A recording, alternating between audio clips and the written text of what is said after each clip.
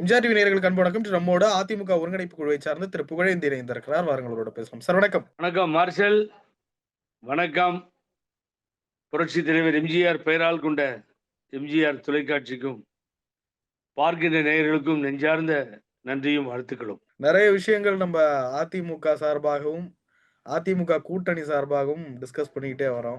அதிமுக கூட்டணியிலிருந்து வெளியேறி இருந்த டிடிவி தினகரன், அதிமுக கூட்டணியில என்டிஏ கூட்டணியில இருந்து முன்னாடி என்டிஏ கூட்டணியில வெளியேறி இருந்த டிடிவி தினகரன் அவர்களை அண்ணாமலை அவர்கள் போய் நேரடியாக சந்தித்து கூட்டணிக்கு வருமாறு வலியுறுத்தி இருக்கிறார், அழைப்பு விடுத்திருக்கிறார். தினகரன் அவர்கள் வைக்கக்கூடிய ஒற்றை டிமாண்ட், எடப்பாடி பழனிசாமி அவர்கள் முதலமைச்சர் வேட்பாளராக இருக்கிற வரைக்கும் கூட்டணிக்குள்ள வரமாட்டோம் அப்படின்னு சொல்றது. அப்படிப்பட்ட நபரை எடப்பாடி பழனிசாமி ஒரு காலத்தில் கடுமையாக விமர்சித்த அண்ணாமலை அவர்கள் போய் சந்தித்திருப்பது விவாத பொருளாகியுள்ளது. நீங்க எப்படி பாக்குறீங்க? நீங்க என்ன சொன்னீங்கன்னா மார்ஷல், திரும்பவும் தேசிய ஜனநாயக கூட்டணிக்கு முன்னாள் தலைவர் அண்ணாமலை போய் கூப்பிட்டாரு அப்படின்னு தானே சொன்னீங்க, கரெக்டா?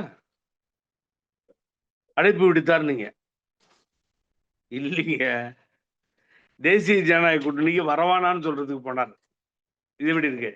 சூப்பரா இல்ல? இது அப்படியே பெருசா செய்தி கிடைச்சதா தெரியலையே. அது எனக்கு கிடைச்ச செய்தி, நான் நம்பகமா சொல்றேன். அனுபவமிக்க அரசியல்வாதி, எல்லாரும் புகழேந்தி உண்மைதான் பேசுவார், தப்பா பேச மாட்டார், எல்லாருக்கும் தெரியும். அங்க என்ன அழைப்பு விடுக்கிறது? அழைப்பு விடுக்கிற இடத்துல தான் நயினார் இருக்காரு.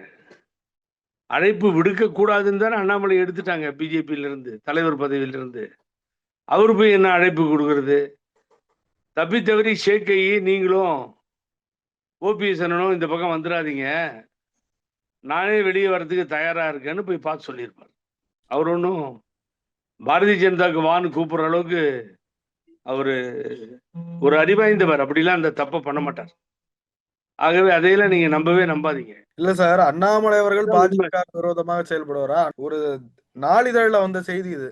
கட்சிக்கு நயினார் நாகேந்திரனும் தேர்தல் அரசியல் கூட்டணி இதுக்காக அண்ணாமலையும் இந்த மாதிரி வேலைகளை பிரித்து டெல்லி கொடுத்திருப்பதாக சொல்றாங்க. அந்த வகையில அவர் போயிருக்கலாம்ல. இதே மாதிரி தானே ஆரம்பிச்சாங்க, உங்களுக்கு நினைவு இருக்குன்னு நினைக்கிறேன். நான் என்ன சொல்லுங்க,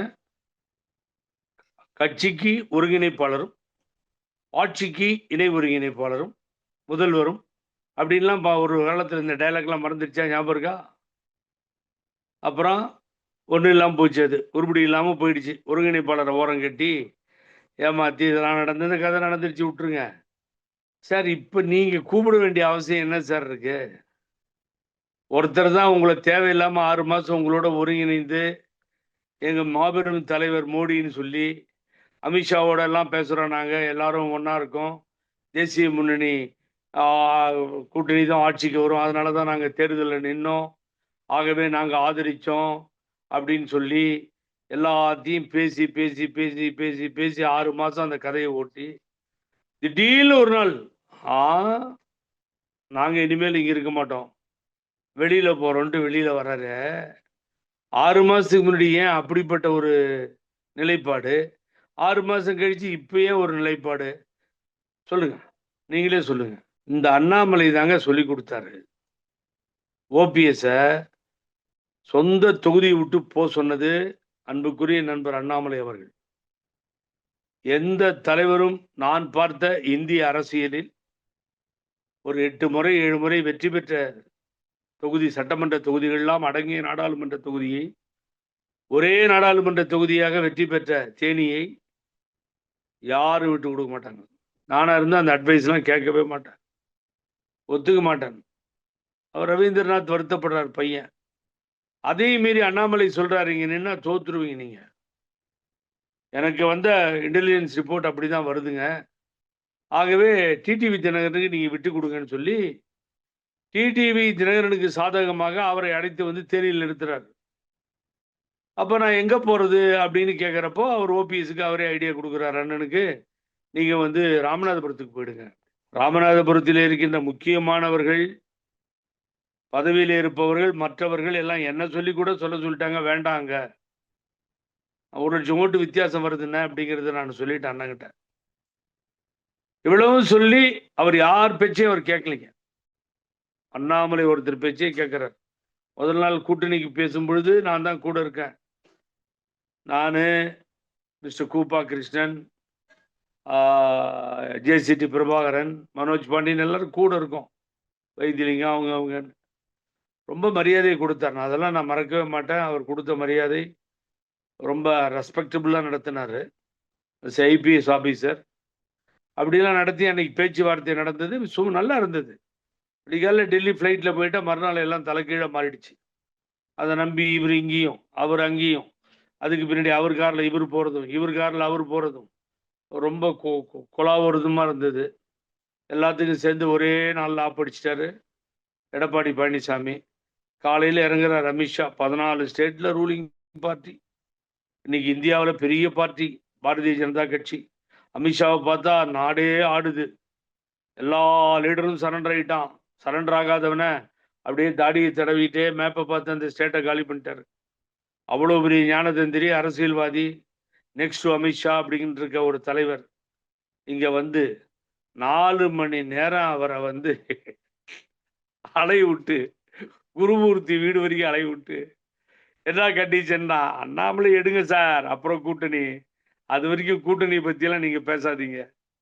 அதை பொறுமையாக அவரும் ஹேண்டில் பண்ணி, வேற வழி இல்லாமல் வந்துட்டோம், தப்பிடும், மரியாதை போயிடுமே, இப்படிப்பட்ட ஒரு பெரிய புத்திசாலிகிட்ட மாட்டிக்கிட்டோமே, நம்ம என்னடா பண்ணுறது, நமக்கே கண்டிஷன் போடுறானே அப்படின்னு மண்டையை பிச்சுக்கிட்டு மத்தியானத்துக்கு மேலே புதுசாக ஒரு ரூலை கொண்டு வந்து அதில் வந்து அதுக்காகவே அந்த சட்டத்தை கொண்டு வந்து கட்சியினுடைய விதியை மாற்றி அதை மாற்றி இதை மாற்றி ஒரே மனு ஏற்கப்பட்டது. நயினார் நாகேந்திரன் அவர் தலைவராகிறார். 3 முறை தோற்று போன 7 முறை டெபாசிட் போன கட்சி அதிமுக, 13 தடவை 3வது இடத்திற்கு போன அதிமுக எல்லாவற்றையும் இழந்து தெருவிலே நிற்கிறது. பழனிசாமி தலைமையிலே, இந்த தற்குறி தலைமையிலே இது உருவிடாது. ஆரம்பத்திலே கொலை வழக்கில் ஈடுபட்ட நீ என்னை பற்றி பேசுவதா, இப்படியெல்லாம் பேசின அண்ணாமலையை காலி பண்ணி, கட்சி வளர்றதுக்கு காரணமாக இருந்த அண்ணாமலையை காலி பண்ணி, அண்ணாமலை பேர சொன்னாலே கைத்தட்டல் ஆரவாரம் பறக்கும், விசில் அடிப்பான். ஆனால் அது அமித்ஷாவுக்கும் கிடைக்காது, மோடிக்கும் கிடைக்காது. தமிழ்நாட்டில் கொடுத்த ஏணியில் சர்ன்னு ஏறிட்டார், ஏணியை கீழே பிடிக்கிட்டாங்க. ஸோ இப்படிப்பட்ட ஒரு சூழ்நிலை ஏற்பட்டு அந்த அண்ணாமலை வெளியேற்றப்படுகிறார். பாரதிய ஜனதாவில் இவங்களை கண்டுக்கிறதுக்கு ஆளே கிடையாது. கூப்பிட்டு பேசுறதுக்கோ, அண்ணாமலை மாதிரி பழகிறதுக்கோ, ஒருங்கிணைந்து போகிறதுக்கோ, வாக்குறுதி கொடுக்கறதுக்கோ ஆள் இல்லை. யாரும் மதிக்க மாட்டேன்றான். ஓரம் கட்டியாச்சு, அசிங்கப்படுத்தியாச்சு 2 பேத்தையும். அப்புறம் இவங்க வெளியில் வராங்க. வெளியில் வரும்பொழுது அவர்கிட்ட சொல்லிட்டு தான் வரேன், வெளியில் போகணும், நீங்கள் முதல்ல போயிடுங்க, நீ முன்னால போற நான் பின்னால வாரேன் அப்படின்னு ஒரு பாட்டு ஒரு ஞாபகம் இருக்கா? அது மாதிரி 2 பேரையும் முன்னால் அனுப்பிச்சிட்டாரு. அண்ணாமலை வெளியேற போகிறார். அதனால இப்போ ஏதாவது செஞ்சு தொலைச்சிடாதீங்க, நடுவில் நீங்கள் ஏதாவது உள்ளகில்ல வந்துடாதீங்க, அவன் கூப்பிட்றான் இவன் கூப்பிட்றான்னு, நம்ம பிளானே வேற அப்படின்னு போயிட்டு இருக்கு மார்ஷல். நீ போட்ட கணக்குண்டு, நான் போட்ட கணக்குண்டு, இரண்டும் தவறானது. எவன் போட்ட கணக்கு இருக்கோன்ற மாதிரி கலைஞர் பாட்டு அது ஆக்சுவலா. அதுக்காக வராதே என்று சொல்லுவதற்காக வீடு தேடி போயிருக்கிறாரே தவிர வாருங்கள் என்று அழைப்பதற்கு அண்ணாமலை செல்லவில்லை. டிடிவி தினகரன் அவர்களோட நீங்க ரொம்ப நாள் பயணிச்சிருக்கீங்க. அவர் இந்த தேர்தல் அரசியல் மற்ற விஷயங்கள் எல்லாம் கொஞ்சம் நல்ல யூகம் நிறைந்தவர் தானே. என்ன யுகம், என்ன யுகம்? அவரை ஏன் சார் நாங்க தப்பு சொல்லணும்? ரொம்ப நல்ல மனுஷன் சார், பாவம். டிடிவி தினகரன் அவர்களா? ஆமா சார், ஆமா மார்ஷல். அவரை மாதிரி ஒரு கோல்டன் மேன், ஒரு நாணயமிக்க, மரியாதைக்குரிய, நன்றி மறவாத ஒரு தலைவர் உலகத்திலே பார்க்க முடியாது. இவ்வளவு நல்லவர். கலாய்க்கிறீங்களா, உண்மையா சொல்றீங்களா? இல்ல, கலாய்க்கிறேன், நீங்க ஏங்க தப்பா எடுத்துக்கிறீங்க? அவருடைய மனசாட்சி பேசிட்டு மார்ஷல், மனசாட்சி. ஆண்டவன் விட்ட வழி, நான் சொல்ல மாட்டேன், அவர் சொன்னது. அவ்வளவுதான், முடிஞ்சிருச்சு. எல்லாரும் என்ன ஒதுக்கிட்டாங்க. கடைசியாக போய் பேசியது முன்னாள் அமைச்சர் சீனிவாசனும் முன்னாள் அமைச்சர் செங்கோட்டையனும். யாரும் ஒத்துக்க மாட்டேன்றாங்கன்னா என்ன பண்றது? அதை சொல்றதுக்கா நீங்க வந்தீங்க? உங்க நிலைப்பாடு என்ன? அவங்க 2 பேரும், ஒருத்தர் அழுகுறாரு, ஒருத்தர் இப்பதான் மந்திரியான, கொஞ்ச நாளைக்கு கொள்ளையடிக்கிறதுக்கு விட்டுருங்கன்றாரு. 2 பேரும் பேசி முடிச்சுட்டு வந்துட்டாங்க. அதுக்கு பின்னாடி நான் விளைவிக்கிறேன்னு ஸ்டேட்மெண்ட்டை கொடுத்துட்டாரு. ஃப்ளைட்டை பிடிச்சி கதிரை அடிச்சுட்டு ஓடுறான் இங்கேருந்து மெட்ராஸுக்கு. அவர் வீட்டில் போய் சந்திக்கிறேன், யாரை கேட்டு இந்த ஸ்டேட்மெண்ட்டை கொடுத்துங்க? தப்பு இல்லையானே? ஆட்சி, அதிகாரம், கட்சி எல்லாத்தையும் அந்த அம்மா ஒப்படைச்சிட்டு போய், நான் இருக்க ஊரில் ஜெயிலில் உட்காந்துருக்காங்க அம்போன்னு. சதிகாரர்கள் சதி செய்தார்கள். சதி செயல் செய்தவன் புத்திசாலி, சகித்து கொண்டிருந்தவன் குற்றவாளி, உண்மையை சொல்பவன் சதிகாரன் அப்படின்ற வரிகள்லாம் வரும் தலைவர் பாட்டுல. என்னென்ன நான் சொன்னேன் நான் எப்படின்னு. என்னோட எனக்கு சாட்சிக்கு இருந்தவர் கோயம்புத்தூரினுடைய முன்னாள் நாடாளுமன்ற உறுப்பினர், அன்பு நண்பர். அன்னைக்கு வீட்டில் இருக்கார் அவர். அவர் பாவம், அவரும் கண் கலங்கினார். ஏன் இப்படி ஒரு அறிவிப்பை கொடுக்குறீங்க? வெளியில வந்து நான் பார்த்துக்கிறேங்க. அப்போ சொன்னார் ஆண்டவ விட்ட வழின்னு. அவர் மேலே போயிட்டார். எப்போ போனாலும் இந்த அன்பு தங்கை அனுராதா நல்லா பேசிட்டு இருப்பாங்க என்கிட்ட. அந்த குழந்தையும் அப்படிதான் இருந்துச்சு. மேரேஜுக்கு முன்னாடி எல்லாம் அன்பா நடத்துவாங்க. அவ்வளவு அதனால பேசிட்டு இருந்தோம். வெளியில வந்து எடப்பாடி பழனிசாமிக்கு அன்னைக்கு சேலஞ்ச் பண்ணது புகழேந்தி சார், வேற எவனும் இல்லை. இன்னைக்கு 1000 பேர் நிக்கலாம், கூட இல்லாமலும் போயிருக்கலாம். இருந்தவெல்லாம் போயிட்டான், கொஞ்சம் பேர் நிற்பான். ஒருத்தன் பேரை சொல்ல சொல்லுங்க தைரியம் இருந்தா. ஒரே ஒருத்தன் பேரை மார்ஷல். நான் அவர் கூட நின்ன, புகழேந்திக்கு முன்னாடி நின்னு சொன்னா நான் அரசியல் விட்டு வெளியே போயிடுறேன்.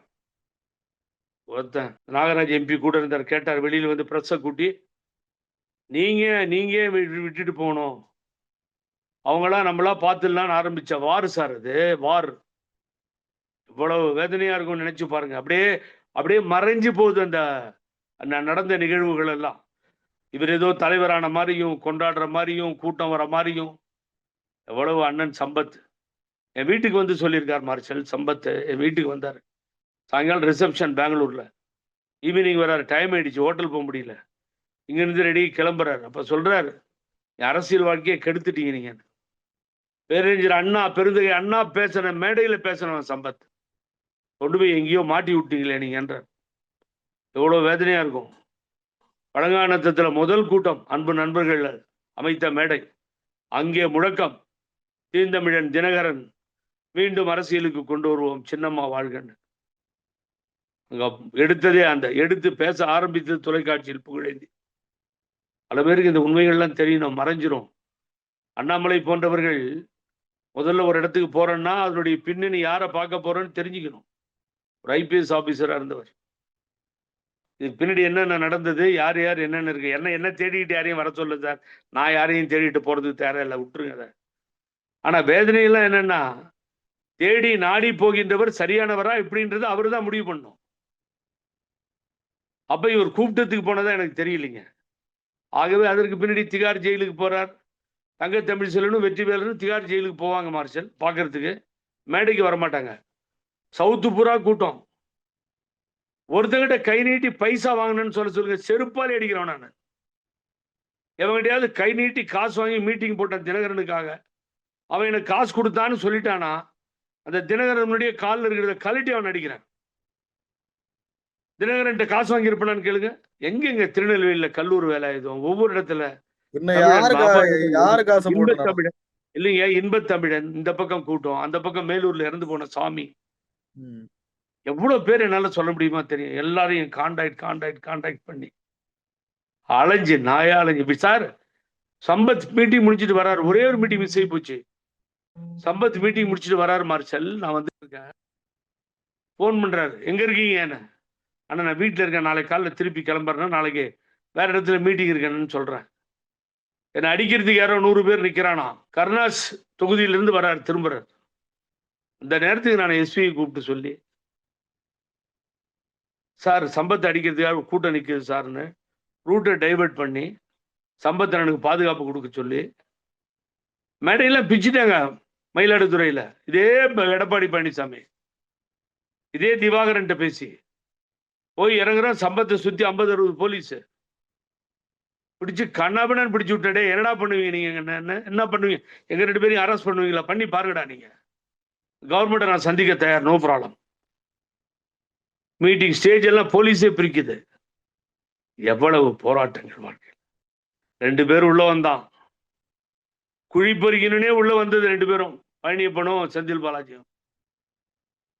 அவர்கள் தோண்டிய குழியில் விழுந்தவர் தான் தினகரன். நீங்க ஞாபகம் வச்சுக்கோங்க.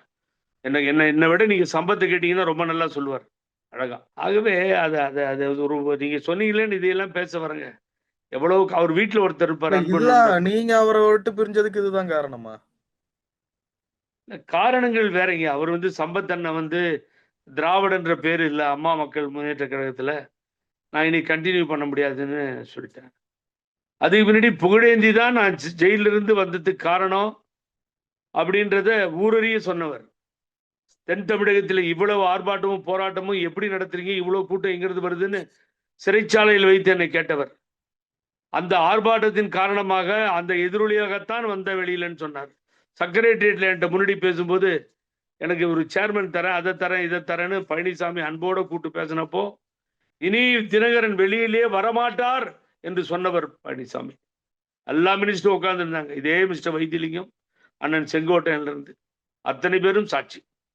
அன்னைக்கே நான் விலை போகல மார்ஷல். அதுக்கு பின்னாடி அப்போ அவர்கள் உள்ளே நம்ம வெளியில கொஞ்சம் நெருக்கமா அவங்க கொஞ்சம் செலவு பண்ண ஆரம்பிச்சாங்க. இதெல்லாம் அப்படியே காட்சிகள் மாறுது. மதியாதார் வாசலை மிதியாதேன்னு மானமுள்ள தமிழனுக்கு அவை சொன்னது அதில் அர்த்தம் உள்ளதுன்னு கண்ணதாசன் சொன்ன மாதிரி எப்போ கொஞ்சம் மரியாதை குறையுது. ஒரு நேரத்தில் கோச்சிட்டு வந்துட்டேன். போனை போட்டு மினிமம் 100 போனை போட்டு தேடி இருக்காங்க அவங்க வீட்டில் எல்லாரும். அவர் அவங்க மிஸ்ஸஸ் அந்த ஜனான் அந்த உதவியாளர்லாம், அண்ணன் எங்க இருக்கீங்க இங்க இருக்கீங்க இங்க இருக்கீங்க புகழேந்தி ஏதோ வேகத்தில் ஏதோ ஒரு டிஸ்கஷன் ஆச்சு, மனசுல வச்சுக்காதீங்க. அப்படிதான் இருந்தோம். அதையெல்லாம் கெடுத்து குட்டி சோர் பண்ணி தேவையில்லாதவங்க பின்னாடி போய் சொன்னதெல்லாம் கேட்காம இன்னைக்கு கிரிமினல் கேஸ் அவர் மேல டெல்லியில பெண்டிங் இருக்கு, இடி கேஸ் பெண்டிங் இருக்கு. அது அவர் பர்சனல் ஏதோ பார்த்துட்டு போட்டு நீங்க கேட்டதுக்காக இதெல்லாம் வெளியில வருது. ஆகவே இன்னைக்கு 1000 பேர் பேசுவான், 1000 பேர் கூட நிற்பான். சில பேர் கூட நிற்கிறதுக்கு காரணம் என்னன்னு எனக்கு தெரியும். இன்னொரு 10-12 பேர் இருக்கிறாங்க பேர் சொல்ற மாதிரி. அவங்க நிற்கிறதுக்கு காரணம் வேற. அவரோட நிக்கட்டும், ஏதோ போட்டும். ஏன் சொல்ல வந்தனா, ஒரு ஒரு ஒரு மனிதர் எப்படிப்பட்டவர் என்பதையெல்லாம் பார்த்து வந்துட்டார். என்னுடைய அரசியல் வாழ்நாளில் நான் அம்மாவுக்கு ஒரு பிணை கொடுத்த பாக்கியம் கிடைத்தது. அதுல அரசியல 11 ஆண்டு காலம் கோர்ட்டுக்கு அலைஞ்ச மார்ஷல். அதையெல்லாம் அதிமுக சரித்திர ஏடுகளில் இருந்து எவனாலும் எடுக்கவே முடியாது.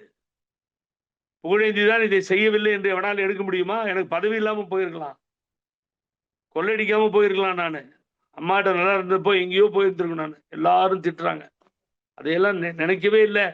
இந்த ஜட்ஜ்மெண்ட் கிடைக்குமா, நிரபராதின்ற ஒரு ஜட்ஜ்மெண்ட் கிடைக்குமா? அதுதான் அல்லும் பகலும் எனது எண்ணங்களிலே மனநாளங்களில் இருந்தது. திரு ஜோதியிலே ஆரம்பித்து ராம்ஜத் மலானியிலிருந்து அனில் தவானிலிருந்து எத்தனை வழக்கறிஞர்கள், துளசியிலிருந்து எத்தனை பேரை பார்த்திருப்பேன், பழகியிருப்பேன். அது இப்படித்தான். செந்தில், குமார், மணிசங்கர், எவ்வளவோ பேர்கள் கெடுப்பதற்காகவே சில வழக்கறிஞர்கள் இங்கே வந்தார்கள். எல்லாம் அந்த வழக்கில் சரியா தன்னை அப்ளை பண்ணியிருந்தா எப்பயோ அம்மா வெளியே வந்திருப்பாங்க.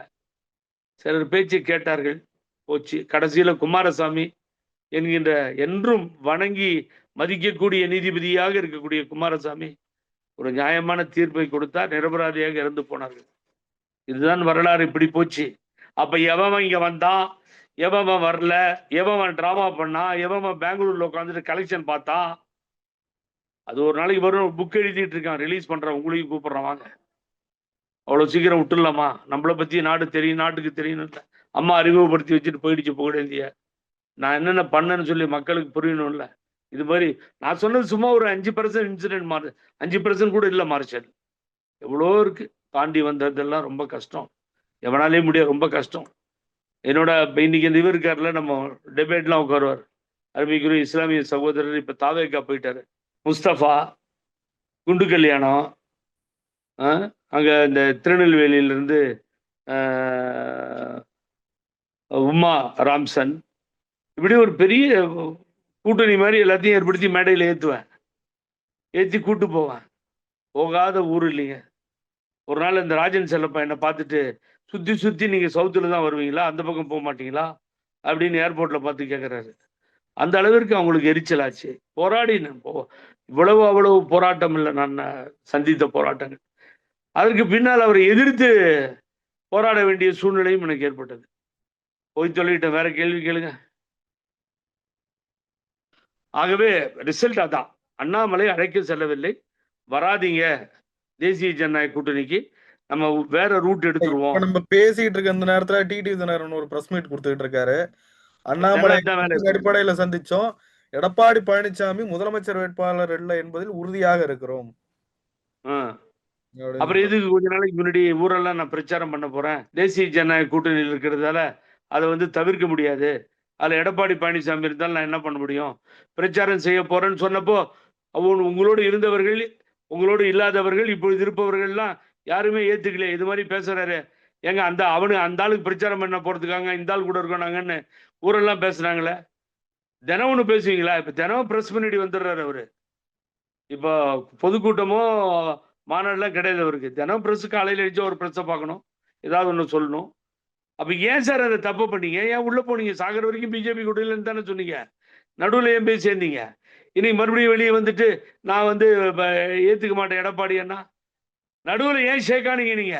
டெல்லியில இருந்து ரிலீஸ் ஆகி வரவே மாட்டேன்னு சொன்ன எடப்பாடி சார், ஆட்சி அதிகாரத்தை கட்சி எல்லாத்தையும் உங்க கையில இருந்து எடுத்துட்டு அனாதையா நிறுத்த வச்ச எடப்பாடி சார், அவருக்கு ஆதரவா தேசிய ஜனநாயக கூட்டணியில் இருக்காரு. ஏன் போனீங்க நீங்க? ஏன் அவர் சேர்ந்த பின்னாடி அவரை அமித்ஷா ஒத்துக்கிட்டு அவர் தான் தலைவர்னு சொன்ன பின்னாடி ஏன் கொஞ்ச நாள் இருந்தீங்க? என்ன காதுல பூவா வச்சிருக்கான் அவனும்? தினம் ஒண்ணு மாத்தி மாத்தி பேசுவீங்களா நீங்க? என்னங்க அர்த்தம்? நீங்க நியாயமா பேசணும். மனசாட்சி வித்துட்டு பேசுறது இல்ல. கண்ணை மூடிக்கிட்டு ஒருத்தனை தலைவர்னு ஒருத்தனை துரோகின்னு சொல்லிடக்கூடாது. இத்தனை நாள் வராத ஐடியா இன்னைக்கே வருது. ஆரம்பத்திலிருந்து ஒரே ஸ்டாண்ட்ல தானே நிக்கிறேன். எடப்பாடி பழனிசாமி துரோகின்னு சொல்லி அதுல மாறுறேன் நானு? மாறி இருக்கேன் நானு? சொல்லுங்க பாப்போம். மாறி இருந்தா ஏண்டான்னு கேளுங்க நீங்க. இல்லையே, மாற மாட்டேன் நானு. மாற தெரியாது சார், எனக்கு நிறம் மாற தெரியாது. நான் பச்சோந்தி இல்லை நானு.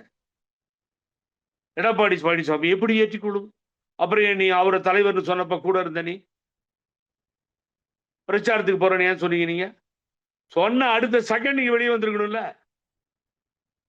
ரூட்டு மாறுதுன்னு சொல்லி. அண்ணாமலை என்ன சொல்லி கொடுக்குறாரோ அதை தான் சார் இவரும் ஓபிஎஸும் கேட்பாங்க. அதுதான் சூழ்நிலை. ஓபிஎஸ் அண்ணனுக்கும் அதுதான். அண்ணாமலை மேல ஒரு அன்பு உண்டு. ஆனா அண்ணாமலையை கம்ப்ளீட்டா பிஜேபி காலி பண்ணிடுச்சு. இனி பிஜேபியில ஒரு நல்ல பொசிஷனுக்கு அண்ணாமலை வருவாரான்னு எனக்கு தெரியாது. அது அமித்ஷா ஒத்துக்கிறாரா ஒத்துக்க மாட்டாரா புரியாது. அண்ணாமலைன்னு சொன்னா கை தட்டுறான். பாரதிய ஜனதா நேஷனல் லீடர்ஸ் பேரை சொன்னா கை தட்ட மாட்டேங்கிறான். அந்த அளவுக்கு அவர் வளர்ந்து நின்னது அவங்களுக்கு ஒரு வைத்தறிச்சலாக எடுத்திருக்கும். அண்ணாமலையும் காலி, பிஜேபியும் காலி, பிஜேபியை நம்பி போனவங்களும் காலி, எல்லாம் கதை முடிஞ்சு நிற்கிறாங்க சார். முடிந்து போன கதைக்கு முன்னுரை எழுதுவதற்கு யாரும் இப்பொழுது தயாராக இல்லை. சமீபத்துல சசிகலா அவர்களின் தீவிர ஆதரவாளராக இருந்த வெண்மதி அவர்கள் மீம்ஸ்ல எல்லாம் பார்த்திருப்பீங்க. அவங்க நிறைய டிபேட்லயும் பங்கெடுத்திருக்காங்க. இப்போ என்கிட்ட தான் ஒரு பேட்டி கொடுத்தாங்க. அதுக்கு பிறகு அது ரொம்ப வைரல் ஆயிடுச்சு. எப்படி பாக்குறீங்க அவங்க பேட்டிய, அவங்க வெளியேறினத, அவங்களுடைய வருத்தத்தை? ஏங்க என்னங்க கண்டாங்க? வெண்மதி வந்து இங்க என்ன கவுன்சிலர் ஆயிட்டு வெண்மதி வந்து எம்எல்ஏ ஆயிடுச்சா? பாவம், அது சின்னம்மான்னு ஒரு அன்போட சின்னம்மாவை ஆதரிச்சு வந்த லேடி தானே. அவங்க இந்த முக பாவனையில ஏதோ இப்படி பண்ணிட்டாங்க, அப்படி பண்ணிட்டாங்க, இப்படி பண்ணிட்டாங்கன்னு அது ஒரு காரணமா வச்சு ஒதுக்கப்பட்டவர். அதுதான் உண்மையான காரணம். அது ஒதுக்கப்பட்டு அந்த அம்மாவை அன்னையிலிருந்து வராத ஹீரோயின் தான் வந்து பக்கத்துல வந்து ஆளுங்களை கருப்பாவும் வேற மாதிரி இது கடல்ல வச்சுட்டு ஹீரோயினை டைரக்டர் வந்து ரொம்ப சூப்பரா அழகா காமிப்பான். ஹீரோயினோட இன்னொருத்தங்க அழகா இருந்ததுன்னா ஆபத்து ஹீரோயினுக்கு. இந்த கேரக்டர் அடிபட்டு போயிடும். ஹீரோவுக்கும் ஹீரோயினுக்கும் மேட்ச் பண்றது அப்படிதான். சினிமா பத்தி கொஞ்சம் தெரியும், அதனால சொல்லிட்டு இருக்கேன்.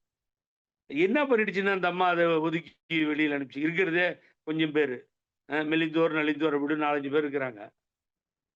அதில் அப்புறம் ஏன் அதை போய் வெளியில் அனுப்பிச்சிங்க? பாவம், அதை பேசிட்டாவது இருந்தது கொஞ்சம் சப்போர்ட்டா. அதை வெளியில் அனுப்பிச்சிங்க. நீங்கள் எடுத்த இன்டர்வியூ கரெக்டு தான். அவங்கள வந்து அவங்க சொல்கிறது உண்மைதான். என்னென்னா அந்த அம்மா சொல்லுது பிஜேபியோட தான் சசிகலா தொடர்பில் இருக்காங்கன்னு சொல்லி. உண்மைதான், அது ஒன்றும் தப்பாக சொல்லலை. நான் என்டாஸ் பண்ணுவேன், அது கரெக்ட். ஏன்னு கேட்டிங்கன்னா வந்து ஸ்டாலின் ஆட்சியும் திமுகவையும் நீங்கள் பேசுங்க, பேசுறதுக்கு உரிமை இருக்கு, பேசுறது தப்பு இல்லை, பேசுங்க. ஏன் மத்திய அரசை பற்றி பேச மாட்டேன்றாங்க இந்தம்மா? எங்க சின்னம்மா பேசுங்களேன். அங்க என்ன தவறுன்னு சுட்டி காட்டுங்க. மத்திய அரசு என்னென்ன தவறுகள் இழைச்சிருக்குன்னு சொல்லுங்க. எவ்வளவு இருக்கு சொல்லாம நாட்டுல? ரயில்ல 100% 40% கன்ஸ்ட்ரக்ஷன் கொடுத்தான் காங்கிரஸ் கவர்மெண்ட்ல. இன்னைக்கு இல்லாம போயிடுச்சு. 100% பே பண்ணணும். வந்தே பாரத் அழகா தான் இருக்குது, காசு அதிகமா தானே இருக்கு. ஒன்றும் சும்மா கூட்டு போலியே வந்தே பாரத் ட்ரெயின்ல. பேசுங்க. 60,000 கோடி காங்கிரஸ் கவர்மெண்ட்ல விவசாயிகளுக்கு வேவ் பண்ணான் சார். விவசாயிகள் பஞ்சாப்ல இருந்து போய் டெல்லி எல்லையில உட்காந்து செத்து போனானே, இங்க இருக்க விவசாயி எல்லாம் அங்க போய் செத்தானே. சொல்லுங்க. நாடு சீரழிந்து கொண்டு போயிருக்கிறது பொருளாதாரத்தில்னு பல பேர் சொல்றாங்களே, அதை பத்தி பேசுங்க. எப்போ வந்தாலும் இந்த ஆட்சி அகற்றப்பட வேண்டும், ஸ்டாலின் ஆட்சி. நான் ஒன்றும் சப்போர்ட்டா பேசல. எதுக்கு அகற்றப்பட வேண்டும்? காரணம் என்ன? எஃப்ஐஆர் போடல, அதனால் அகற்றப்பட வேண்டும். மாணவர்களுக்கு புக்கு கொடுக்கல, அதற்காக அகற்றப்பட. என்னங்க இது? என்ன நீங்க காமெடி பண்ணிட்டு இருக்கீங்க நீங்க? ஏங்க எனக்கு தெரிஞ்சு 4 வருஷம் 5 வருஷம் நீங்க சேர்த்து வைக்கிறீங்களா எல்லாத்தையும்? ஏங்க அம்மா பேர்ல சொல்லி எல்லாம் வசதியா இருக்கீங்க. அம்மா அம்மா பேரை சொன்னதால எங்கேயோ போயிட்டீங்க. எங்கேயோ இருந்தவங்க எங்கேயோ போயிட்டீங்க. ஒரு 10% செலவு பண்ணுங்க. உங்கள வேண்டி கேட்டுறேங்க எல்லாத்தையும். வேண்டாங்க. போம்போது ஒண்ணும் வராதுங்க நமக்கு. கட்சியை காப்பாத்துறதுக்கு கீழ இறங்கி வாங்க. உங்களையெல்லாம் மதிக்கிறேங்க இன்னும். இன்னும் தொண்டர்கள் கைவிட்ற மாட்டாங்க. நம்பிக்கையோட வாங்க. ஏங்க இந்த டிராமா? திமுகவுலயும் இல்லையா? பணக்காரனே இல்லையா திமுகல? பணக்காரன் இல்லாத திமுக இல்லாத பணக்காரன் இருக்கானா? அவ்வளோ பெரிய பணக்காரர்கள்லாம் இந்த இடி, இந்த இன்கம் டாக்ஸ் எல்லாம் எதிர்கொள்ளலையா? எல்லாத்தையும் அத வச்சு மிரட்டுறாங்க. மிரண்டு போய் ஒரு இயக்கமே அழிஞ்சு போய் நிக்குது மார்ஷல். எல்லாம் கேட்டீங்கன்னா கஷ்டமா இருக்குல்ல? சொல்லுங்க பாப்போம். இது அதோட சேராது, அது அதோட சேராது, இது இதோட சேராது. என்னங்க? எவ்வளோங்க ட்ரை பண்றது? சொல்லுங்க பாப்போம். இப்ப அவர் கேஏஎஸ் வந்தாரு. அவர் ரெடியா இருக்காரு. அவர் இப்பயும் என்கிட்ட ரெடியா தான் சொல்றாரு. எல்லாரையும் ஒண்ணா சேர்த்து நம்ம மேடையில ஏத்திருவோம், நம்ம புறப்படுவோம்ன்னு. அவரை கூப்பிட்டு ஒரு மீட்டிங் போட்டு அவரையும் பொறுமையா இருங்கன்னு சொல்லி. என்னென்ன பாலிடிக்ஸ் பண்ணுது பாருங்க பிஜேபி. உள்கட்சி கட்சியில தலையிட மாட்டேன். அப்புறம் உள்கட்சி கட்சி விஷயத்தில் தான் நீங்க தலையிடுறீங்க. ஏங்க தைரியம் இருந்தா பழனிசாமிக்கு செங்கோட்டையன் எடுக்க வேண்டியதாங்க. ஒரே ஆள் ஏத்து நிற்கிறாள் புகழேந்தி தானே. நேரா போய் பார்த்துட்டேனே. ஷால் போடுற அண்ணனுக்கு அவர் எனக்கு திருப்பி ஷால் போட்டு வரவேற்று அவ்வளோ கூட்டத்துக்கு நடுவில் பிரஸ் மீட் பண்ணி அவரோட தனியா பேசி எல்லாம் வந்துட்டேனே. நீ கட்சியிலிருந்து நீக்கப்பட்டவர் நீ சொல்லிக்கிறிய. நான் உன்னை நீக்கனா நீ என்ன நீக்கனான்னு கோர்ட்டு தான் சொல்லணும். அப்ப நீ கட்சியில் இல்லாத ஒருத்தரை பார்த்தாச்சு இல்ல. உன்னோட அறிவிப்பு படி தொடர்பு கொள்ளக்கூடாது. தொடர்பு கொண்டோம். ஏன் எடுக்க முடியல? செங்கோட்டையன் ஏன் எடுக்கல நீ? தலவாய் சுந்தரத்தை கை வச்சு பார்த்தல. வேற யார் யாரு என்னன்னோ ஏமாந்தவனை பூரா எடுத்து இப்ப எல்லாம் கலட்டாவும் பண்ணல. ஏன் எடுக்கல? எடுக்க முடியாது மார்ஷல். ரிமோட் அமித்ஷா கையில இருக்கு டெல்லியில. அங்க ஆனாதான் இங்க வரும் பிக்சரு. அங்க ஆனாதான் வெடிக்கும். அங்க ஆணை சொல்லணும். दिल्ली से अमित शाह बोल रहा रिमूव करो அப்படின்னா ரிமூவ் ஆகும். மூடிட்டு சும்மா இருந்தா மூடிட்டு சும்மா இருக்கும். அதிகமா இந்த பக்கம் அந்த பக்கம் திரும்பாதுன்னா திரும்பக்கூடாது. ரோபோ மாதிரி இருக்கணும். எல்லாமே பிஜேபி கையில கொடுத்துட்டு இங்க சும்மா ஊர்வலம் வரோம் அது வர. நேத்தி போய் செக்ஷன் 17ங்க. ஐயோ அது ஒரு பெரிய கதை மார்ஷல். நீலகிரியில மேலே ஏறிட்டு மலை மேல கீழே தான் போய் சொல்றேன்னா மலைகளின் ராணியாம் நீலகிரி அங்க போய் மேல போயிட்டு இருக்கிட்டு செக்ஷன் 17 என்ன தெரியுமா? சுருக்கமா சொல்றேன். அந்த நிலங்கள் புலிகள் சரணாலயம் அது இது வச்சு வனவிலங்கு சரணாலயம் எல்லாம் வச்சு செக்ஷன் 17ல நிலம் ஒதுக்கப்படாம நின்னாச்சு. அதை வச்சு அனுபவிச்சுட்டு இருக்கவங்க ரிஜிஸ்ட்ரேஷன் பண்ணிக்க முடியாது, விற்க முடியாது. பல வருடங்களாக போராட்டம். அம்மா காலத்துல இருந்து கூட கொடுத்தாச்சு. சென்ட்ரல் கவர்மெண்ட் போராடியாச்சு. அந்த மக்கள் இன்னும் போராடிட்டு இருக்காங்க. நீலகிரி மக்கள், மலைவாழ் மக்கள் போராடிட்டு இருக்காங்க. செக்ஷன் 17 அந்த சட்டத்தை எடுக்கணும், எங்களுக்கு இந்த உரிமை வேணும், இருக்கிற இடம் வேணும் அப்படின்னு. சில இடங்கள் ஒதுக்கப்பட்டு நிரந்தரமா அங்க இருக்காங்க, குடியிருக்காங்க. அது ஒரு பெரிய சட்ட ஆய்வாளர்களோடு கலந்து ஆலோசிச்சு தெரிஞ்சுக்க வேண்டிய விஷயம். அது தெரிஞ்சுக்காம மார்ஷல் தாலுபாடு பைத்தியக்கார மாதிரி போய் நீலகிரி மேல நின்று வீடு கட்ட நாங்கள் ஆட்சிக்கு வந்தால் அனுமதிப்போம். வீடு இல்லை, செங்கல் கூட தூக்கிட்டு வைக்க முடியாதுங்க. அங்கிருந்து உதைச்சு உன்னை துரத்துருவானுங்க. பக்கத்தில் இருக்கவங்க எல்லாம் சொல்றது இல்லை. இந்த அர்ஜுனன் மாதிரி நம்ம பழைய எம்பி அந்த மாவட்ட செயலர் யாராவது இந்த மாதிரி சட்டத்துல இல்லைங்க, இங்க வீடு கட்ட முடியாது, வெங்காயமும் கட்ட முடியாது, அதுக்கெல்லாம் பர்மிஷன் வாங்கணும், செக்ஷன் 17 ப்ராப்ளம் இருக்கு, இதெல்லாம் சொல்லணுமா இல்லையா? அப்புறம் இன்னும் ஏதோ ஒன்று சொன்னாருங்க, ரொம்ப வேடிக்கையா இருந்துச்சு நேத்தி. இன்னொரு அடுத்த பெரிய காமெடி. இ பாஸ் எடுத்துருவோம் நாங்க வந்தோம். நான் அது இ பாஸ் இல்லையா, சி பாஸ். அது கோர்ட் பாஸ். கோர்ட்ல இருந்து உத்தரவு போட்டு அது ஒரு நீதிபதி போட்டிருக்காரு, அறிவா இந்த நீதிபதி. அங்க இருக்கவங்க பொழப்பம் எடுக்கிறதுக்கு அருமையான ஜட்ஜ்மெண்ட்டை கொடுத்துட்டாரு, மேல வந்து போகக்கூடாது அப்படின்னு. அது கோர்ட் போட்டது நீ எப்படி எடுப்ப? உன் பொழப்பே சிரிக்குது. கோர்ட்ல இன்னும் பொதுச்செயலாளர்னு கன்ஃபார்ம் ஆகாம இருக்கு. எலெக்ஷன் கமிஷன்ல ஆகாம இருக்கு. அங்க போய் நீலகிரியில எடுத்து நின்னுட்டு நாங்க ஆட்சிக்கு வந்தா அந்த பாஸை எடுத்துருவோம்னு எப்படி சொல்ல முடியும்? ஐயோ! அப்படியே மண்டைய பிச்சுக்கலாமான்னு இருக்குங்க. ஏன் அந்த செக்ஷன் 17 தெரியல. பாஸ் வந்து அத வாங்கிட்டு மேல போகணும் மலைக்குன்னு சொல்லி கோர்ட் போட்டது உனக்கு புரியல. என்னாத்துக்குயா வெளியில போய் நீ பேசி பேர கெடுத்துக்கிற? கம்முனு எங்கேயாவது ஒரு மூலையில முடங்கி கெட. அதுவும் கேட்க மாட்டேன்ற.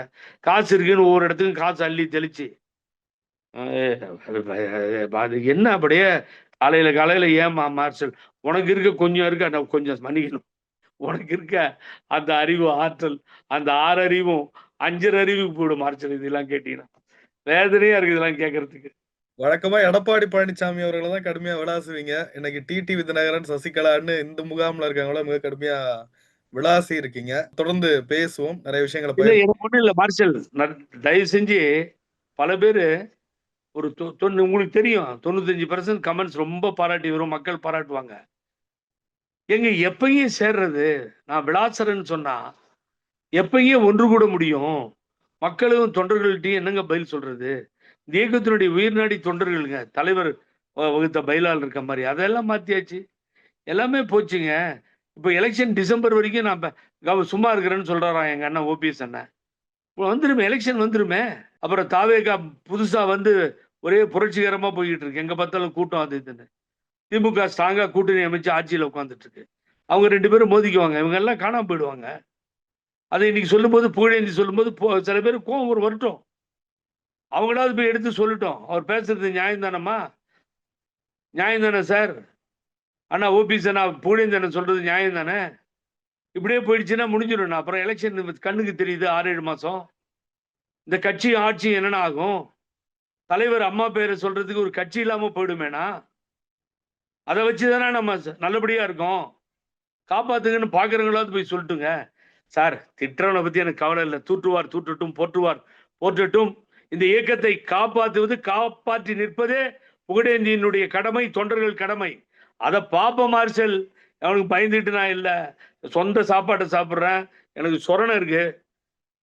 அதனால மான மரியாதையை விட்டுட்டு நான் ரோட்ல போக முடியாது. ஆகவே இதுதான் எனக்கு என்னுடைய அப்பா தீகக்காரர் சொல்லி கொடுத்த அரசியல்.